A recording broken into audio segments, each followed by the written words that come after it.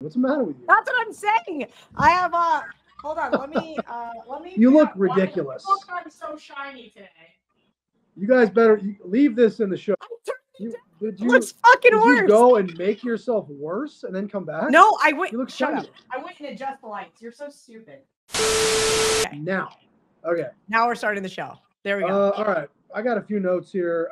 It's the harrowing bye week, right, between the conference championships and the Super Bowl. But I got a few notes. First of all, did you guys have your WagerTalk marketing meeting on Monday? We did, and I got to miss it. I also had a SuperBook meeting. I did not feel the greatest on Monday. I had a doctor's appointment, and like the giant wuss I am, I may or may not have fainted. And so it kind of ruined like the rest of my day. So you don't have any buzzwords? Shit, you don't have any buzzwords? It's windy. I didn't even ask for the cliff notes. All right, well, I'll just assume. Buzzwords, every single one. Sharp money. Sharp action, best bets, predictions. Okay, so all of those are the same. What was your best bet from last Sunday? I didn't have one. Actually, I played for team total. No, because I had the Ravens future, so I had really no reason to play the Ravens, obviously. And then when it hit 5 at one book, everybody's like, "Oh, you got to bet it." Well, I'm in Florida and it was 4.5. And I just thought, you know what? Like, I'm going to let this Ravens future ride out. And in hindsight, that was a really stupid decision. So I had a bet that I really liked on Sunday that I texted you. Yeah. Chiefs total under 20. Team total under 20. Under 20. So at the beginning of the game, it was Chiefs team total under 20. I told Kelly. And it was 17-0 like that. And you complained about it. Of course. I tailed John Murray, and this is going to go like. We won. We did win. Good job. I said thank you in the chat. You win? Yeah. No, you did. But don't you? But I didn't bet it. Okay, so I had a dime to win 20,000 on the Ravens future. I only put a dime on your team total. Like I basically just broke even on the bet that looked great all season long. Yeah, it really did. I want to talk about that game. You didn't go to the game because I talked to my mom. She was like, "Oh yeah, Kelly can stay." I talked to my mom on Saturday night, and she's like, "Oh yeah, Kelly can stay at my house." And I was like, "No, Mom, the game is tomorrow. Like it's the ship has sailed, but you would have been welcome to stay there, Great Falls, Virginia. You would have been welcome." Is that where she's at now? Yeah, she's in Great Falls. So you could have stayed. You got her out of the big city. I'm proud of you.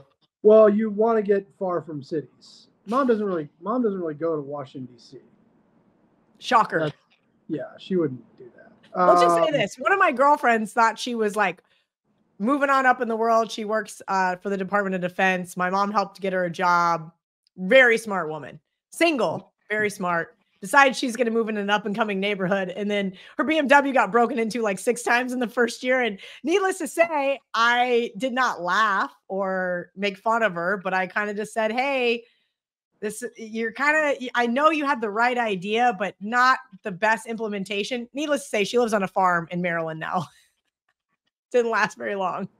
I'm sidestepping this one.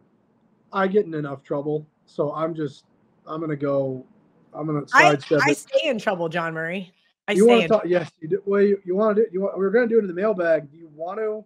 You seem feisty. Do you want to talk about any of your social media? I'm feisty because I just somehow got nominated to be on the board for my HOA.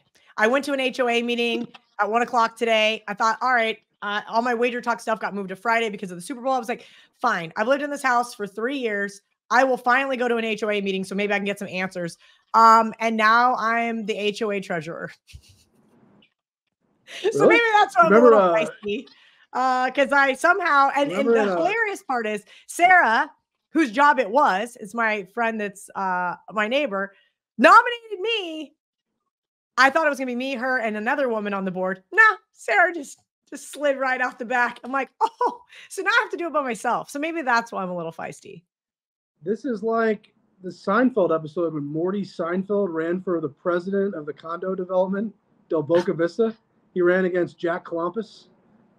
Remember that? And then I don't. Or he was the president. He had him beat.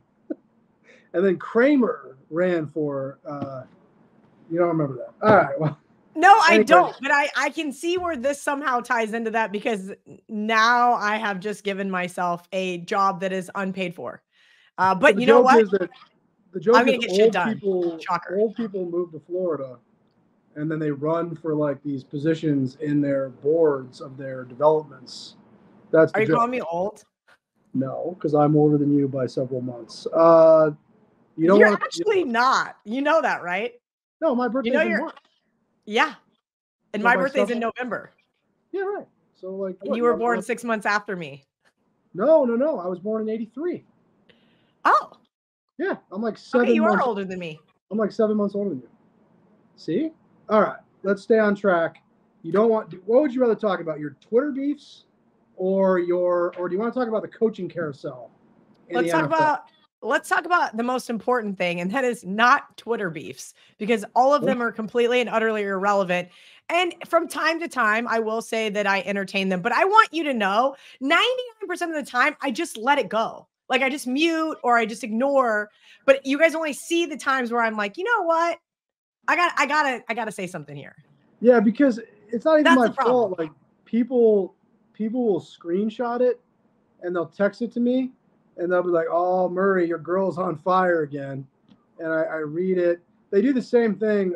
We have a mutual friend, Sam Paniotovich. Yes. And I love Sam. When he calls people cucks, I think it's funny. Cuck is an underused aggressive. He'll be pretty aggressive on X. Used to be Twitter, now it's X. Well, he can be pretty aggressive. The reason why is because like here's my biggest problem is that I'm out here front facing. Everybody knows my name. Everybody knows where I live, where I work, where I do all these things. And here's all these losers. That is what you called them at least 5 years ago on this program. They're going to hide behind anonymity. Well, the thing is that you can find out who these people are. And now that I have started to find out who these people are, John Murray, they're going to start getting exposed. What are you talking about? What does that mean? How do you I'm going to dox them. How? Because you don't get to hide behind the guise of anonymity, talk shit, and then not show up in Vegas because you have social anxiety, and then send all your losers after me claiming that I make fun of mental health. I'm sorry. That is a completely unrelated subject. Whoa. I really thought we were having a broad strokes conversation. You're talking about one thing. We're just talking about the most recent one where people thought that I was being insensitive. But I don't think you get to call out women in the space who outwardly put themselves out there when you hide in your basement in Michigan underneath some guise of anonymity when we all know who you are. We all know where you work. I haven't called you out on it, but you don't get to say, "Oh yeah, these women aren't credible." Okay, well, you didn't show up at Bet Bash, did you? When you were expected to be there because you got too scared to talk in front of all the people that you tell every single day on X how smart you are? I honestly thought we were having a broad conversation here. Okay. Great. This is great. Let's do the coaching carousel. Great. I really thought the coaching carousel. So nobody wants. Hey, John Murray, I have a serious question for you. Oh boy. Do you think that if somebody was actually a winning sports bettor, they would spend their free time trashing other people that they do not believe are winning sports bettors on social media? You know what? Because I know 3 winning sports bettors and they don't even so much as even have an X. I can answer that. Over the years, there have been people that spent a lot of their time talking shit on social media that actually were winning money betting on sports. And what I never understood about it was like, you actually are making money. Why aren't you out having fun with the money? Why are you spending all your, like, I think it makes less sense to me. Like the people that lose, that do that, they're just losers. They're miserable. The guys that actually are making money and still spend their time on Twitter, like going after people, that I can't understand that at all. That to me is even worse. But yes, I am aware of people who were successfully betting who also spent a lot of time trolling on Twitter. I don't understand it. I don't understand it, but I do know of people like that. Wow. Is that a fair answer? Yeah, I mean, I guess I'm just I guess I'm just floored. I do spend a lot of time on social media. I think it's part of the brand and part of the engagement and part of everything. But it's not that serious. 99%. I literally blocked. Okay, so I unblocked Trent. A mutual friend was like, unblock Trent. I'm like, fine. I'll unblock Trent. 2 years ago, yeah. And I told him to come to the Westgate for the Super Bowl. We'll say hi, shake hands, kiss babies, call a truce, right? So why'd you block that kid? Because, so do you remember when I hit back-to-back underdog parlays in 2021? Yes. I think the next week, I think I went like 1 and 2. I only had one outright dog winner. And then the following week, he's like, I'm going to jump on. And that was the only week I went 0 and 3, not only on the money line, but against the spread. Like, I think all 3 just got torched. And I was like, bro, why would you purposefully mush me? Like, I was trying to help you out at Barstool. I was trying to be a friend. And it just kind of pissed me off. And I was like, you know what? Let me just block this negativity out of my life. Negativity. All this kid did was follow your bet. And then it steamrolled where everyone was like bullying me to unblock him. And so of course I'm not going to. So anyway, a mutual friend was like, hey, you should unblock Trent, like 2024 turnover new leaf. I'm like, fine. So I did. And then he immediately played K-State money line last night, which they looked horrific. It was the worst game that they played all year. So then social media was like, you should block him again. And so I jokingly did. I already obviously unblocked him, sent him a message. It was like all in good fun. That's how social media should be. It should be fun. It should be I mean, I met some of my best friends on there. I would have never met Ariel Epstein in any other world, probably, had we not both been on X. And she reached out when she was working in local news and saying, hey, I want to get into sports betting. Can you help me? I just look at it from that perspective. And I try to think of the positives and the awesomeness and the power that it can actually hold. This is my apology to Mike Rigg, our producer. Mike, today's Mike's birthday. Happy birthday, Mike. I honestly thought we were just having a general conversation about your Twitter beast. I didn't know you were going to go into these specific examples. This is on me, Mike. So happy birthday. Good luck in the editing room. Can we talk a little bit about the coaching carousel in the NFL? Yeah, I would love to. So my favorite football coach, American football coach, Jim Harbaugh, is going back to the NFL. He's going to be the Chargers coach. Justin Herbert's going to be awesome with Harbaugh. You know that, right? He's going to be awesome. I would hope so. Yes, he will. He's going to be great. And then, but what I found strange is I thought the Redskins, formerly the football team, now they're the Commanders, I thought they were going to get Ben Johnson from the Lions. And he's staying in Detroit. Yeah, because he wants to win a Super Bowl, actually. Then the fans thought they were going to get McDonald, the Ravens D coordinator, but I guess he went to Seattle today. So now the Commanders don't have a coach.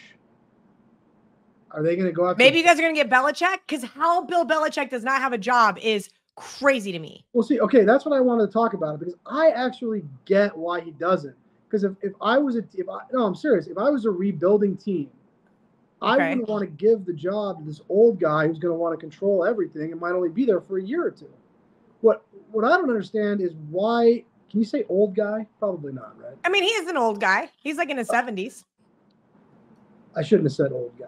I don't understand why Mike Vrabel didn't get a head coaching job. What's wrong with Mike Vrabel? I said when he got fired, I was like, the Titans are idiots.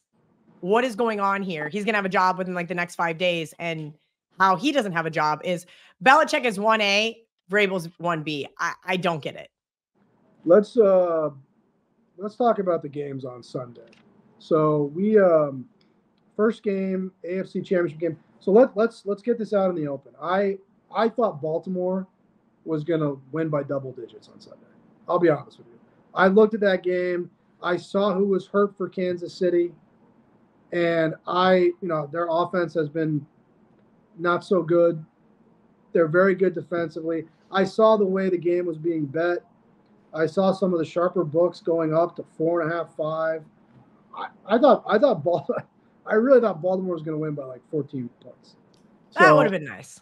I was shocked. I was shocked by that game. I told Kelly how much I liked Chiefs. He told me not to hedge. He goes, "Don't do it. Hedging is for pussies." Hey, I didn't think you should have. I didn't say that. I didn't say that last part. No, I like the Chiefs team total under. I told Kelly that. We got lucky. We won that. Who do you think is more at fault here? Is it more on the offensive coordinator and the Ravens coaching staff, or is it more on Lamar? because Lamar's going to get all the blame because he's the quarterback. But correct. And Lamar played very poorly. Ariel and I had this conversation because I asked her, I said, do you think Todd Monken should be fired? And she said, absolutely not. Look what he did for this offense in just 1 year. So I don't know where the blame needs to be, because what I didn't understand, and this is, so I do like the better picks, like fantasy lineups, right? And so I put together lineups how I see the game going. Mm-hmm. And I thought, all right, I like Lamar to be able to take over this game with his legs against a defense that gives up 115 yards on the ground per game. That is the one thing Kansas City's defense does bad. And I thought, okay, Lamar's going to get frustrated from time to time. If they get a little pressure on him, what's he going to do? He's going to take off. Right out of the gate, Gus Edwards, 14-yard run. Right out of the gate, Lamar, big-time run. And then it was like they just abandoned it. And so I don't know who really deserves the blame, but I'm going to go ahead and guess Lamar's not the one out there calling the plays. So I'm saying 75% Todd, 25% Lamar. I don't know. I mean, it's going to be a long offseason for Lamar, because the only thing I got right about the game was, I did say on a few of the shows I did last week, the only way I could see this going south for Baltimore is if they fell behind. And if Lamar Jackson is put into obvious passing situations where the defense knows he's going to pass, I don't think Lamar Jackson's capable of doing that. He needs to be playing from ahead, running the ball, play action. I mean, even Baltimore's first possession. So you think because they got behind early, that was kind of their Achilles heel, and they abandoned the run. But they weren't down. It wasn't 34-7. Look at the next game. The Niners were down, but they didn't abandon anything. Well, they just kept playing their game.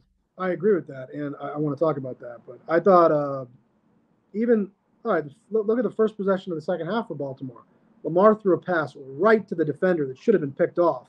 Game probably ends right there, and the guy dropped it. That's on, and that throw into triple coverage, that's on Lamar too. So I think but some of the penalties, the penalty on Zay Flowers, there was a couple missed PIs, the non-penalty on Kelsey taunting right after, Zay Flowers goal line. I mean, the game just did not go the Ravens' way whatsoever. I don't subscribe to that stuff. I really don't. I mean, I saw Jackson in the end zone, offensive lineman blatantly tripped the Chiefs defender. Should have been a safety. I missed that. They didn't call it. So I don't believe in stuff like that. I do. Really? The guy who screams about the refs doesn't believe the refs came into play? Not in that game. Okay. And I don't think the refs have really ruined any of the postseason. I will say this. It was one of the cleaner games I've seen the refs call in a long time. But I do think, 9 penalties to 3 penalties seems a little off.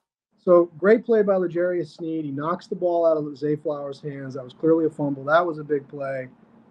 It's going to be a long offseason for Baltimore. I mean, you talk about Kansas City scores 0 points in the second half at Baltimore, and it's Kansas City lifting the trophy at the end of the game.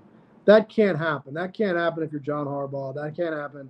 Lamar Jackson on Sunday or Saturday this weekend, he's going to win his second NFL MVP award. That is inexcusable. Your defense pitches a shutout at home in the second half. You lose the game. Book did very well.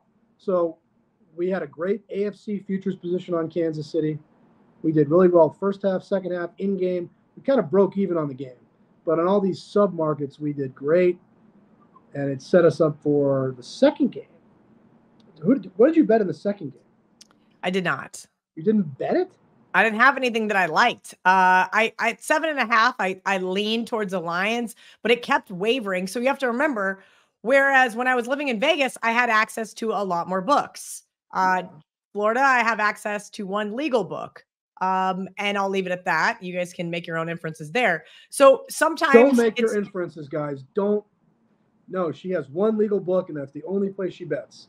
Okay, so the point being is, sometimes, like I said, when people saw 5 in Colorado, I laughed with you. I'm like, what am I supposed to do? Call my sister, have her open up an account, and she's gonna put what, a dime? Maybe be able to get me down 2 dimes. Like, that's just not. It's just not. It's not really that conducive. Why are you why are you so excited about 4.5, 5? What am I missing? It's not that I was excited about it, but I thought it was rather interesting that they went to 5. And that was because they were basically begging for Chiefs money, right? We had a lot of money on we had a lot of sharp guys on Baltimore. I don't know what to say. I mean, I go back to that game. I mean, Mahomes. I'm just saying that there was a point where that game could have landed 3. That game could have landed 4. Well, if Zay Flowers doesn't fumble. And so that +5, you now middle it with my Baltimore future, and then you hit the +5 or 4.5, whichever. And it just wasn't something that I agreed with you. I thought that the Ravens were the better team. I thought that the Ravens were going to have a much better game plan than they did. And kudos to the Chiefs for getting it done. But in the second game, no, I didn't have anything. Went to bed at halftime. It was wonderful. I'll say this. I know it sounds crazy, but I think of all the quarterbacks this weekend, the guy that played the best game was Goff. Goff was incredible in that game. I mean, that's a very good point. His receivers let him down left and right. I don't know what more Jared Goff could do than what he did on Sunday. And I was talking about he can maybe have his head coach not be quite as aggressive. And I know people are giving me shit. They're like, Kelly, is kicking still for losers? I don't think people quite understand the kicking for losers moniker, right? Kicking for losers is like Pat Narduzzi, instead of punching it in on the goal line on 4th and goal, like 4th and 1, like, right? On the goal line. Yeah, 4th and goal. Versus kicking a field goal versus you kick a field goal to tie the game. Those are completely different scenarios. Let's talk about Dan Campbell, because I don't agree with the popular opinion on Twitter about this. Or X, used to be Twitter, Elon Musk.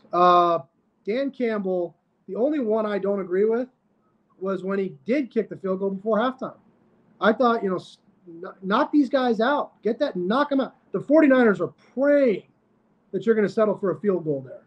And he did. It was 24-7 at halftime. The first 4th down he went for, the play kind of broke down, but Goff made a great throw, and that Reynolds dropped the throw. That should have been a first down. And then the one that everyone's talking about, it was 27-24 49ers. He decides to decides to go for it on 4th and 3. Not a good play call, and there was nothing there.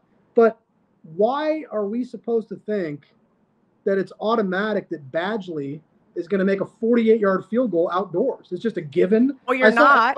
Everybody on Twitter's like, didn't Moody miss one right out of the gate? Moody missed one from that far right out of the gate. And last week, the Green Bay kicker missed a field goal there. Bass missed a field goal for the Bills. I mean, I kept seeing everybody on X saying, oh, you got to take the points. It's not a guarantee. No, not unless you have Justin Tucker.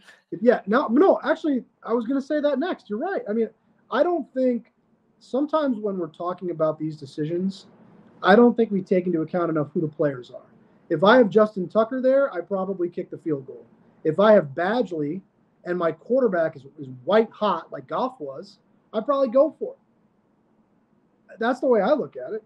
I mean, I don't know. I didn't really disagree with anything Campbell did. It's not his fault that Reynolds had 2 key drops. The fumble is what really killed him, because it was still 24-17. They fumbled. Niners recover. They end up scoring a touchdown and tie the game. That was what really killed him.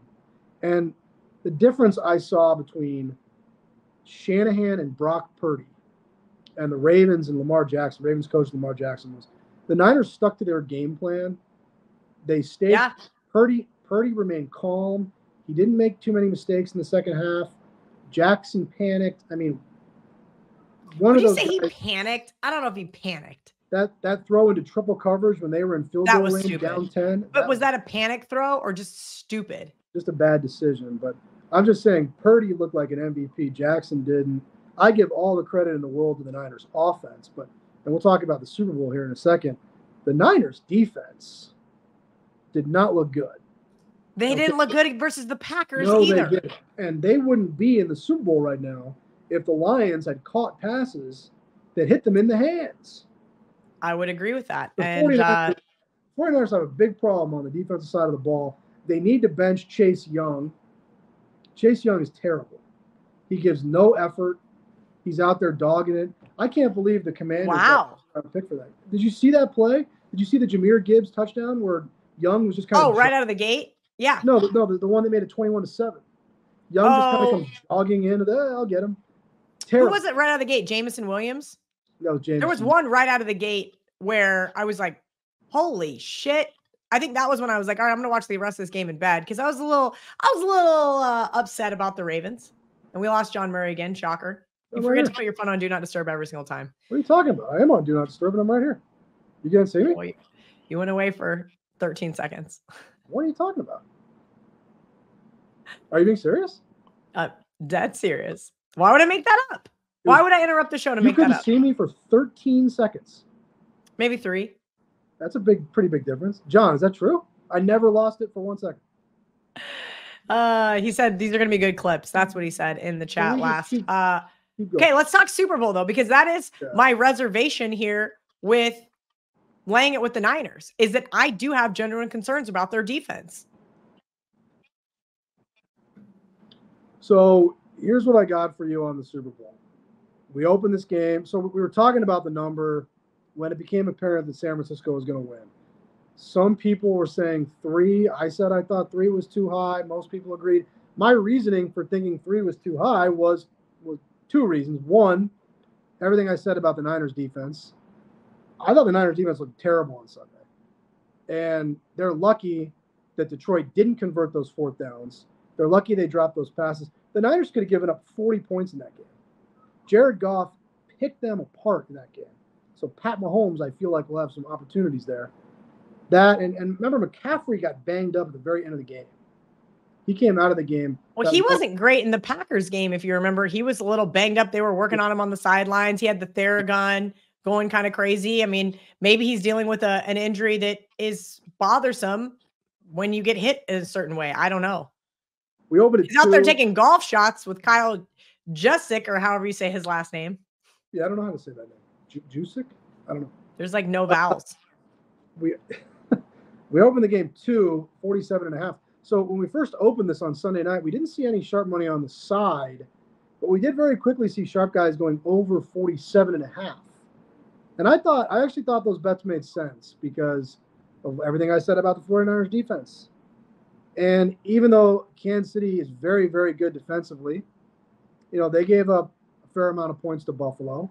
And I have to think that the 49ers are going to come with a much better game plan than Baltimore. Better conditions at Allegiant Stadium than what the two teams dealt with in Baltimore. I got to think Kyle Shanahan and the Niners are going to put some points on the board. So that made sense to me. We are back at 47.5 right now. So let's talk about the side. Monday, we have a new customer come in. He wants 100,000 on -1. We go to 1. Like a new customer, like you just never seen this person before, just walks in and goes, give me 100 grand on. Not a name that I recognized. Okay. We went to 1.5, and we had one of our most respected accounts laid 1.5. We went to 2, and then there was some sharp money came in.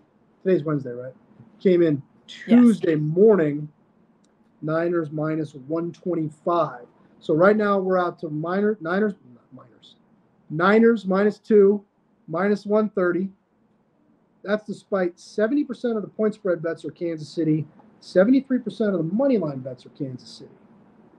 Now you don't want to get, we talked about this on the show last week, you don't want to get too bogged down in those ticket count splits because they're not super important in my opinion. People like them. They like looking at the graphs. Well, they're not super important, especially in a one game like the Super Bowl, right? Because you're getting such an influx of public money. But if you're dealing a higher money line price than everybody else is, or than a lot of people are, you're going to get more tickets on that side. Same thing if you're dealing a lower price the other way.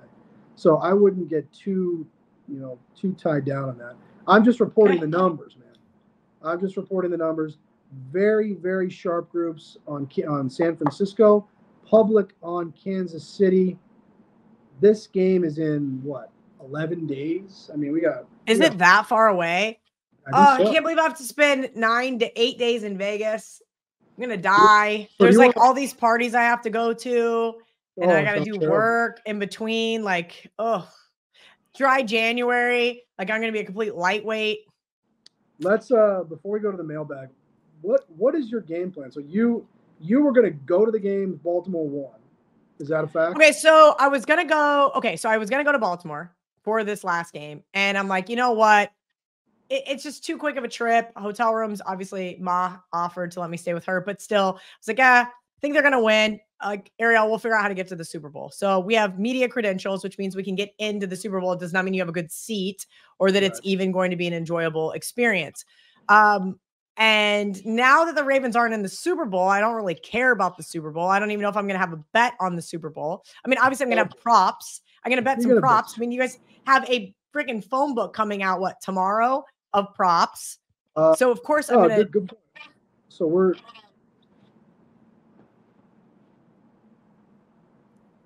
That time I lost you. The other time I didn't see anything. That time I lost you. Your eyes were closed. Okay. But even that one was like 2.5 seconds, not 13 seconds. Props come out Thursday at 5 p.m. So the prop packets themselves probably won't be out till Friday.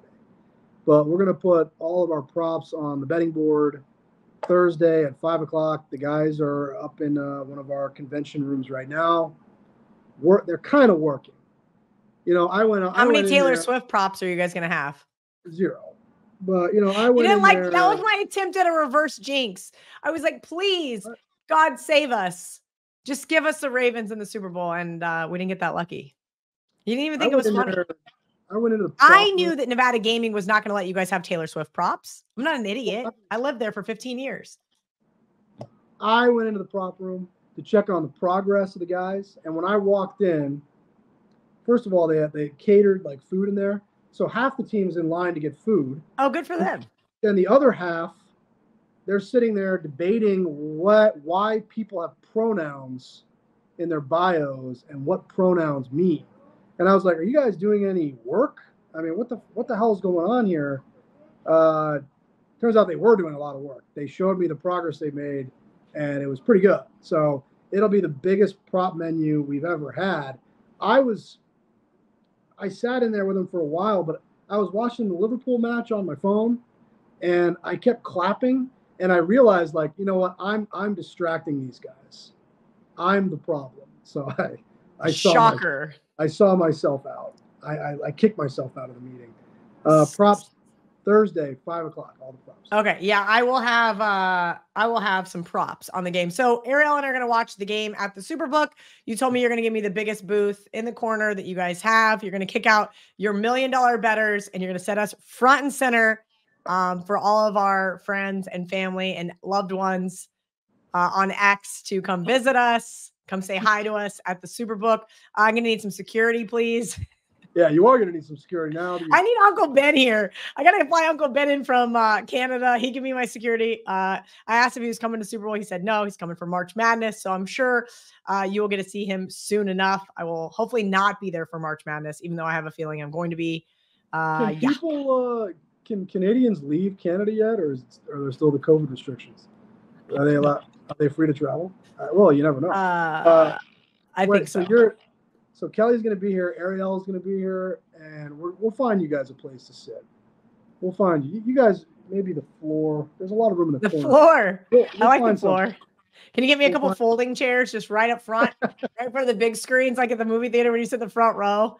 I love that for us. It should be great. I'm very excited to spend the week at the beautiful Westgate. SuperBook always does a great job with their prop packet. So as soon as that gets done, I hope you email it to Ariel and I so we can scour through it. And I will be there on Tuesday to Tuesday. It's going to be a very long week. I am really, really regretting after K-State's basketball game last night, deciding to fly to Kansas City, drive a car 2.5 hours to watch K-State get blown out by KU, to drive a car 2.5 hours to get on a plane and fly to Vegas. But where is that game? Is that game in Lawrence or Manhattan? No, it's in Manhattan. And look, blown out in Manhattan. They're going to be double-digit underdogs at home. Yes. Did you see how piss poor this basketball team has been playing? No, Ever since that game in Ames where they were down 1 and people were supposedly recording, or maybe they weren't. I don't really know what was going on. Then they get blown out. They were 15.5-point underdogs at Houston, get blown out. And I thought, okay, that's great. That sets us up for a nice bounce back at home to Oklahoma. K-State's fared well against Oklahoma, especially in Manhattan. And it was over before it started. It was terrible. Let's do the mailbag. I've gotten you off track too much in the show. It's my fault. I know, and I got another show in 18 minutes live on the WagerTalk Instagram channel. It's my fault. Yes. All right. Josh CENV on X says, Vegas Murray, would you set the MMA or boxing odds between KIV versus other female sports personalities? This is funny. This is always a good debate. So this is what I thought I was leading you into when I asked the Twitter beef question. Oh. And then you went all off. So first of all, two things, Josh. I don't assume gender. Okay? It's 2024. Yeah, they might be female sports media personalities. I mean, you did say that Deebo Samuel got knocked up, so. That was a typo or a misspeak. Knocked up. That is funny. I don't know. I don't know if those are females. I would have to ask them. Maybe if they emailed me, I could check. Okay, we're gonna use the hypothetical. They are females. Okay. What's the line? Give me one of them, and I'll tell you what I think. Pam Maldonado. She's strong. Pam, I think Pam would kick your ass. I think you're so wrong. I love Pam, but listen, a lot of it's up here. You have to be an absolute and utter lunatic to get in the octagon. So I was getting my nails done yesterday, and I'm talking about gambling with my nail guy, and he's great. And all of a sudden, this lady's like, "Oh, do you do anything with UFC?" And I said, "No, I'm not very good with the UFC. It requires a lot, but I've got the witch. I'm going to ask her, give me your husband's birthday, give me his name." Well, sure enough, I start looking him up, and I'm like, "Oh, he's got a fight this weekend in Vegas." She's like, "Yeah, we're going in a couple days." I'm like, "He's plus 165." This whole thing. So then I sent it to the witch. I sent it to some UFC people. And, the breakdown that I got from the witch in regards to this man, and I sent it to his wife, she was like, holy shit, this is like legitimate. But I really, truly do think you have to have something a little bit wrong with you to be willing to get punched in the face repeatedly for a living. I don't want to get punched in the face, but I do feel like sometimes there's athletic versus there's just like you're a complete and utter psychopath. And I don't know what the break even is. You are because so Ronda Rousey, right, was really good until Holly Holm knocked her out, and then it just kind of went downhill because I think people got in her, and I think maybe she wasn't as mentally tough. Well, that's true. So Ronda Rousey lost to Holly Holm because her coaching staff had a game plan worse than the Ravens' game plan from Sunday, where they decided, hey, Holly Holm's a professional boxer. Let's stand there and box her. All Ronda Rousey had to do was just take her to the ground and grab her arm and do an arm bar, and she would have won. Well, it's just like when Conor tried to box Floyd. If it's not your fight, but that was a boxing fight though. He had no choice. True. Amanda Nunes was just better than Ronda Rousey. That's why she lost that fight. But Amanda is crazy. Oh yeah, she's crazy. Give me one more female personality. So all I'm saying is I'm a little bit more crazy than Pam. Pam's definitely stronger than me, but like I beat other women arm wrestling that do CrossFit for a living. Like it's all about technique and being able to get into people's heads. I already know I'd kick Ariel Epstein's ass. She knows I'd kick her ass, whether she wants to agree with that or not. We can talk about that in person next week. Sure. I don't know. Another female in the industry. The problem is I haven't met all these women in person. So like they're the same size as me. We would be in the same weight class. Like I can't find some broad that's like 5'10", 170. Like of course she would kick my ass. Probably. Okay. Well, I need Josh to give me specific matchups, and then I can do my best. But I've met Pam. She just seems like she would win. Well, she might. Maybe after a few margaritas in Vegas, we can figure that out. We will set up a boxing ring inside the Westgate Superbook and no? Okay. All right. Barry Gross 91 on X says, do you ever make second half bets in NFL, college football, or college basketball? If so, is there a strategy or key elements you look for? I guarantee this kid's name is Barry Gross. Barry Gross? Maybe. Come on. It's got to Gross? Gross? Gross is not a last name? I don't know. No, like Gross. That's a common last name. Isn't it? I don't really do that anymore. I've been too busy. I'll have to defer to Kelly. I would say it depends. Second half, sometimes I feel like can be a little chasey, right? Mm-hmm. My good buddy texted me that he liked the Niners second half in that Lions game.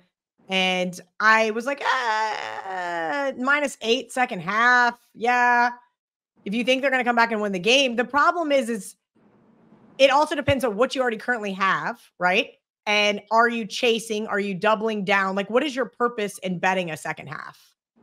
Right? Like, if I think it's a good bet, or are you trying to get off your pregame bet? Are you hedging? Yeah, and so for me, I've had issues in the past, you know, like years ago, where there were moments where I think it can spiral. It could go really great for you, or it could go really bad for you. And it's not something I really subscribe to. NBA, I will say this. NBA, if the dog is up at half, right? And the second half line is more than the original points that they were getting prior to the game started, used to be a really good system that me and my buddy Bear followed. So I don't know if that's still a thing, but he used to always text me and be like, all right, some terrible team, the Sacramento Kings at the time, right?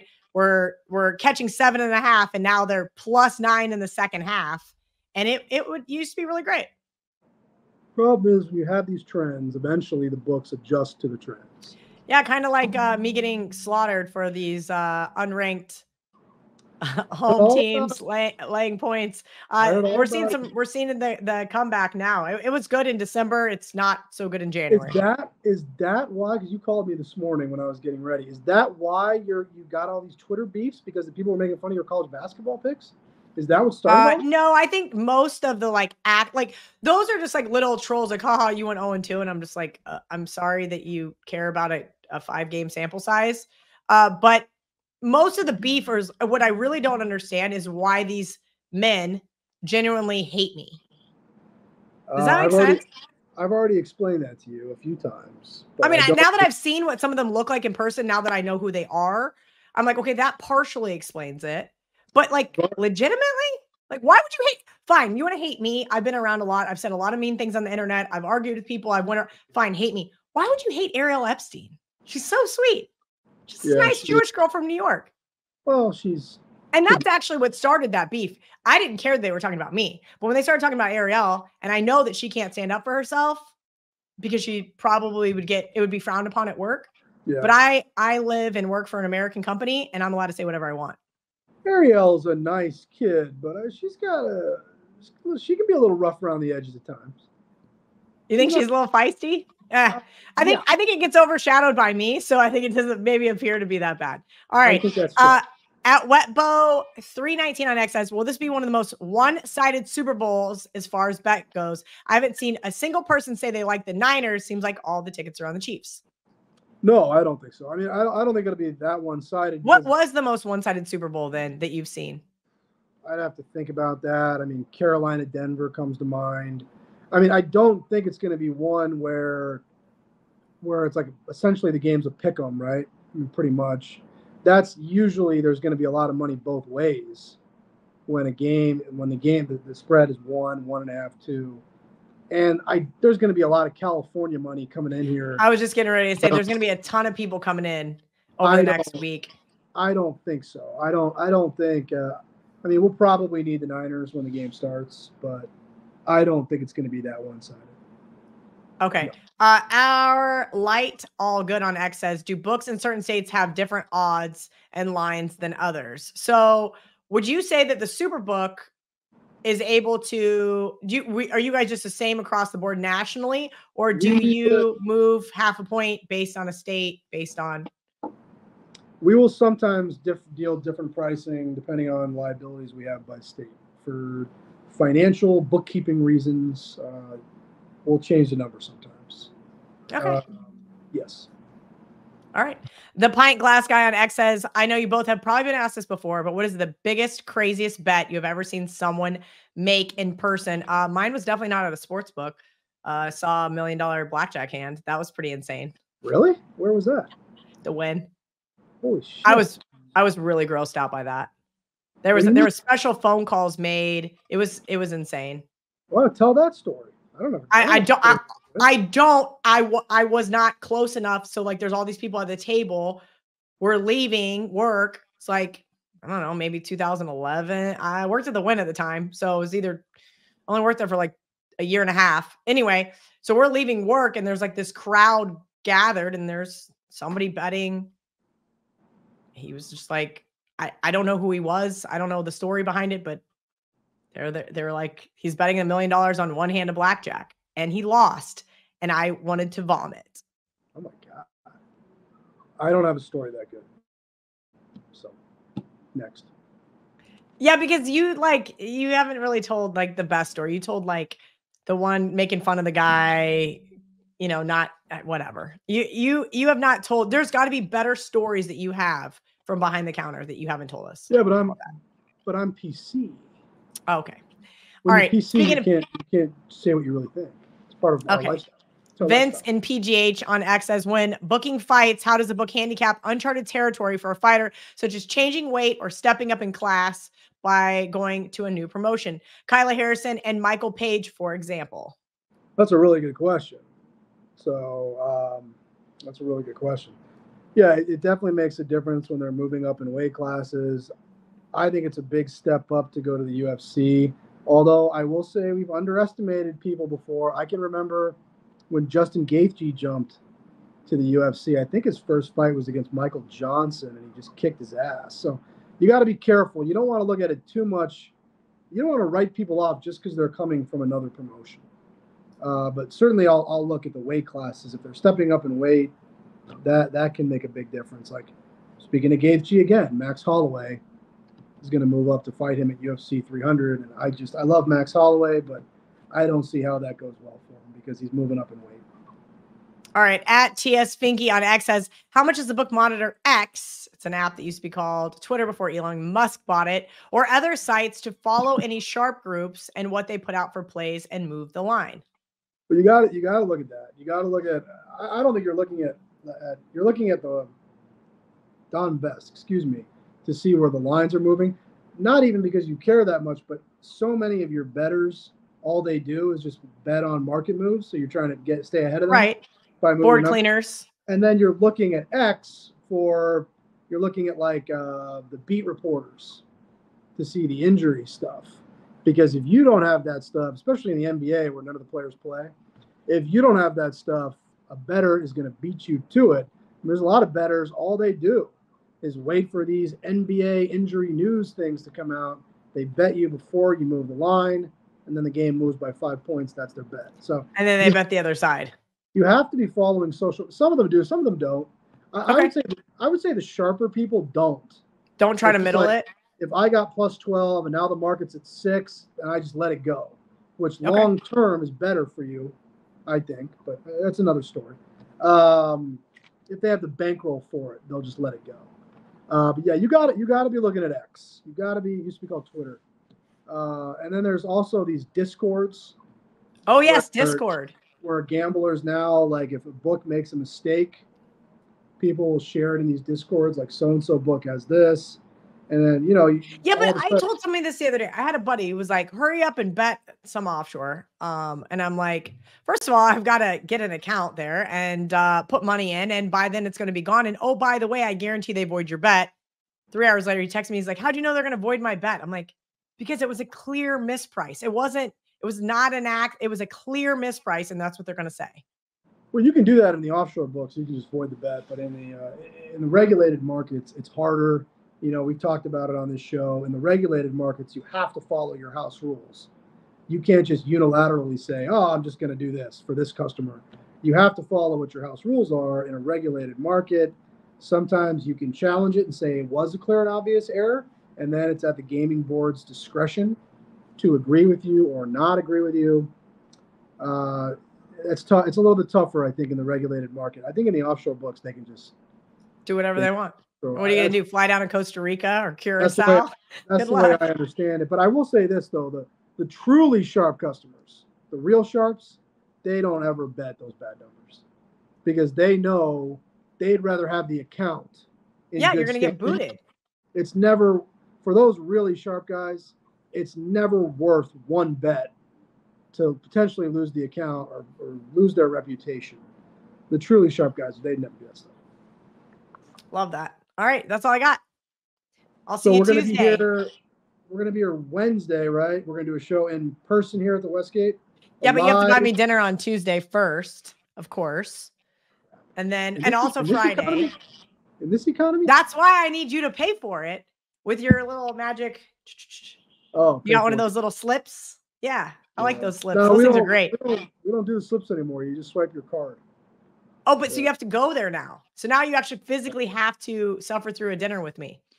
Ariel and I are ordering caviar on Friday, as well as a nice red from Italy somewhere. That's all I got. I thought you were bringing a bottle of wine from your personal collection. Do you want me to? You didn't ask that. Yes, I did. And you said, yes, I will. Yeah, I did. Oh, I forgot that. Okay, I'll bring you one. You don't have to, but Wednesday, the show, Friday dinner, and then next Sunday, Super Bowl 58. And then we're free to focus on real sports like the English Premier League. We're free. We're not free until the Masters. We're free after the Masters. We can focus on English Premier League football. And don't forget, baseball is starting I can care less about baseball. I love you. I have another live show in 90 seconds. See you later.